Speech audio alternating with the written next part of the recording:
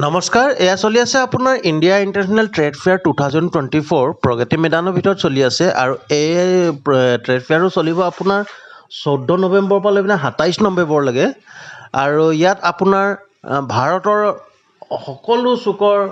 ভাৰতৰ সকলো সৰু সৰু জেগাৰ পৰা নিজৰ নিজৰ প্ৰডাক্ট ইয়াত আনি পিনে বিক্ৰী কৰিছে। ইয়াৰ বাহিৰে আপোনাৰ ইয়াত বিদেশৰ বস্তু আপুনি বহুত পাব কিনিবলৈ কাৰণে, য'ত যেনেকৈ যোনে বনাব, যি বস্তু বনাব পাৰে তেনেকৈ আনি পিনে ইয়াত বিক্ৰী কৰিবলৈ সুবিধা আছে।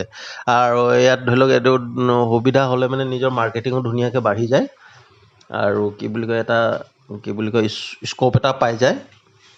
ইয়াত মানে প্ৰতিটো প্ৰকাৰৰ বস্তু ইয়াত কিনিবলৈ পোৱা যায়।